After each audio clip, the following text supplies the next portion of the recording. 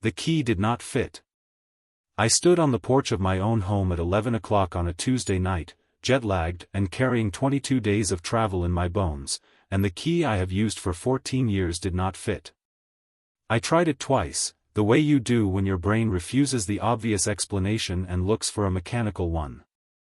The third time I held it up to the porch light and examined it, and I saw that the lock was new, the brass still too bright, the keyhole geometry subtly different. Someone had changed it while I was gone. And the only person with access to this house, the only person I had trusted with its care and its codes and its history, was my son. My name is Eleanor Marsh. I am 61 years old, and I have spent the better part of 4 decades building things quietly. Not loudly, not in ways that required applause or announcement. I built a small interior design consultancy in Nashville starting in my mid-30s with $30,000 and a truck I drove myself to job sites. I built it into something that, by the time I stepped back from the day-to-day operations 8 years ago, employed 14 people and carried contracts with 3 commercial developers. I built a portfolio of real estate that most people who know me socially have no idea exists, because I have always believed that a woman who tells people what she owns spends the rest of her life defending it. I also built a life with my husband, Frank, who died of a cardiac event 6 years ago at 58, leaving behind a grief I am still navigating, and a son named Garrett who, in the years since his father's death, has become someone I no longer entirely recognize. Garrett is 34. He has his father's jaw and his father's laugh and almost none of his father's character, which is a sentence that costs me something to write. He is charming in the way that people are charming when they have learned that charm is cheaper than effort. He has started and abandoned 3 businesses, each one funded to some degree by either my generosity or his expectation of it. His marriage to a woman named Sasha ended 2 years ago, and since then he has been living in my house on Cartwright Lane, the house I bought in 2009 for $400,000 and that a real estate agent friend recently told me would list comfortably at $1.5 million, while he got back on his feet. That phrase has been in use for 18 months. Before I go any further, tell me in the comments where you're watching from. I think this story is going to resonate with people in ways that cross a lot of different borders, and I'd genuinely like to know where you are. I had gone to Portugal for 3 weeks. Not a vacation exactly, I was looking at a property in the Alentejo region that a contact had brought to my attention, and I combined it with some time walking and thinking in Lisbon, which is a city that seems built for exactly that kind of interior work. I told Garrett I would be gone until the 23rd. I asked him to collect the mail and ensure the landscapers came on schedule. He said, in the tone he uses when he wants to seem reliable, that he had it covered. I called him 4 times during those 3 weeks. He answered twice. The first time he told me everything was fine and pivoted immediately to asking whether I had thought more about co-signing a loan for a new venture he was exploring. The second time he seemed distracted, voices in the background I did not recognize, and cut the call short after less than 3 minutes. I filed both conversations in the part of my mind that I have developed specifically for things that require attention but not yet action. Standing on that porch with the useless key in my hand, I did not call him. I want to be clear about that choice. I stood there for perhaps 2 minutes, and I made a decision that I have since come to think of as the most important of my year. I did not call. I did not knock. I went back to my car, drove to the Marriott 6 minutes away, checked in, ordered soup from room service, and opened my laptop. What I found over the next 4 hours was this: Garrett had not merely changed the locks. He had, in the week since I left, hosted what appeared to be a sustained series of gatherings at the house. I knew this because 2 of my neighbors are people I have known for over a decade, and one of them, a retired pharmacist named Harold, had texted me 11 days into my trip to ask if I was aware that there were regularly 8 to 12 cars in my driveway on weekend evenings and that someone had parked on his lawn twice. I had not seen that text until now, traveling having disrupted my notification habits. The second neighbor, a woman named Diane, had sent a single photograph without comment. It showed my back patio at what appeared to be near midnight, lit up, crowded, and bearing all the hallmarks of something that was not a quiet gathering of professionals networking after hours. There was more. A contact of mine in the mortgage industry, a woman I had done business with for 15 years, had received an inquiry in my name from an email address that was close to mine but not mine.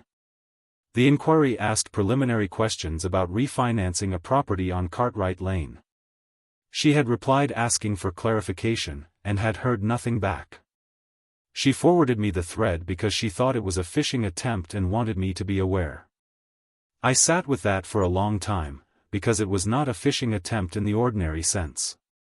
It was something more specific and more personal than that. I slept 4 hours.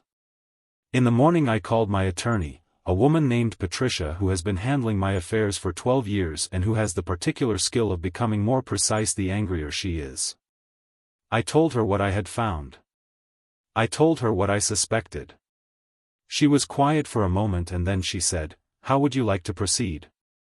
And I told her. I should tell you that Cartwright Lane is not my only property. It is the one I live in and the one I love most, but it is one of 6 I own outright in the Nashville metropolitan area, including 2 commercial properties and a short-term rental that has been operating for 4 years. I have a revocable trust that Frank and I established in 2014 and that I updated after his death. Every one of those properties sits inside that trust.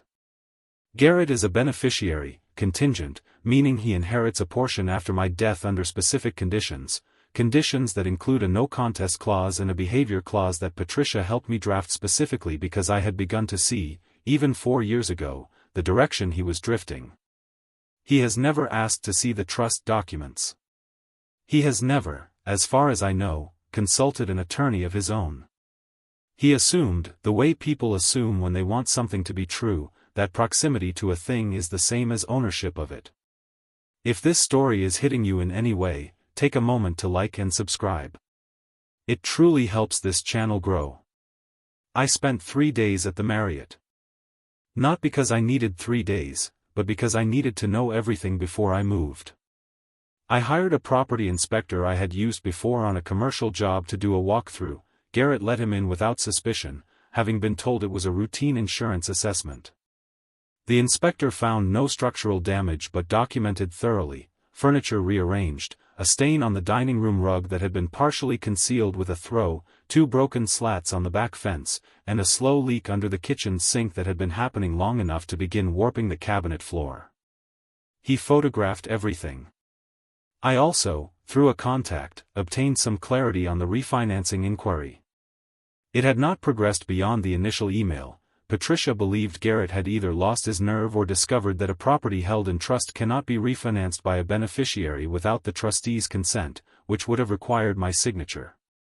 But the intent was there in writing. The shape of what he had been planning was clear enough. On the 4th day, I texted Garrett. I told him I was coming home and would arrive around noon. He replied quickly, too quickly, the way people reply when they have been waiting for something, saying he would make sure to be there. I arrived at 11. I had a locksmith with me, and Patricia, and I had asked Harold from next door if he would be willing to simply be present, which he agreed to with the quiet gravity of someone who has been wanting to help for a while. We were inside the house before Garrett came downstairs, his hair still uncombed, wearing the expression of a man who had expected more time. The locksmith changed the locks in 20 minutes. Garrett stood in the kitchen and watched it happen and said, "Mom, what is this?" in a voice calibrated to sound confused rather than caught. "I'm having the locks changed back," I said. "The ones you changed were not to my taste. I can explain that. The old ones were worn down, I was trying to." Garrett. Patricia said his name with the tone of someone setting down something heavy. "We're not here to discuss the locks." I did not raise my voice once. I had not raised it in 3 days of preparing for this moment, and I was not going to raise it now. I sat down at the kitchen table that has been in that kitchen since 2011 and I told my son, plainly, what I knew. Not everything, and not with theater.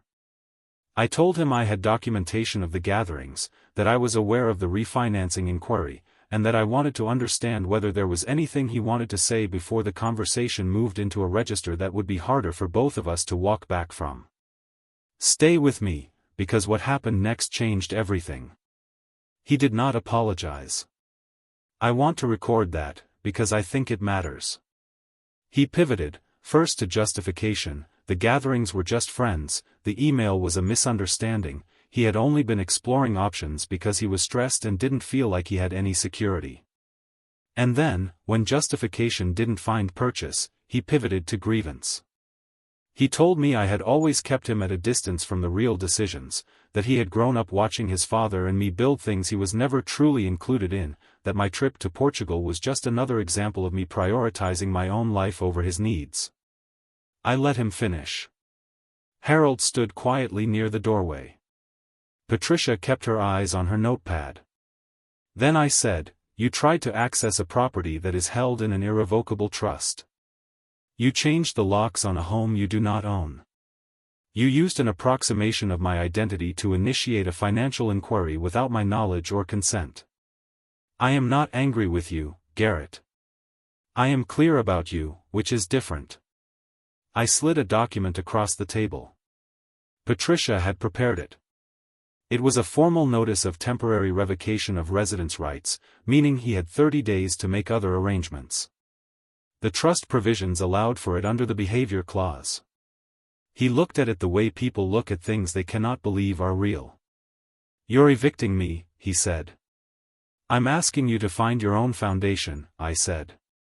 "Because this one was always mine." He moved out in 3 weeks. Not 30 days, 3 weeks. He went to stay with a friend, then found a rental he paid for himself for the first time in his adult life. We have spoken 4 times since then. The conversations are careful and short and contain, I think, the beginning of something more honest than what we had before, which looked like closeness but was mostly his convenience and my willingness to fund it. The house on Cartwright Lane is mine again in the way it always was and the way I had briefly stopped experiencing it. I repaired the fence, replaced the kitchen cabinet floor, had the rug cleaned professionally. I rearranged the furniture back. I sat in the living room on a Thursday evening in October with a glass of wine and no noise and felt the particular quality of peace that only exists when you have fought for something rather than simply possessed it. Here is what I have turned over many times since then. There is a version of love that looks like providing and another version that looks like withholding, and we spend a great deal of our lives as parents confusing the two. I provided for Garrett because I could and because he was my child and because after Frank died I think I was trying to give him a version of security that I could not actually deliver, the security of his father still being alive. I kept providing past the point where it was helping, past the point where it was honest, past the point where my house and my resources were teaching him anything other than that the floor would always be there no matter what he did to it. He did not know I owned more than the door. He thought the door was the thing, the access, the address, the asset he might be able to leverage if he moved quickly while I was far away. But what I own is not primarily property. It is the discipline of 30 years, the judgment that comes from building and losing and rebuilding, the clarity of a woman who has learned to sit still in a hotel room for 4 hours with difficult information and choose precision over reaction. You cannot change the locks on that. There is no locksmith for that. I leave you with a question that I have been sitting with myself, and that I think is worth your time. How many of the people in your life have mistaken your patience for passivity, your generosity for obligation, your silence for ignorance? And what would it mean for both of you if they finally understood the difference?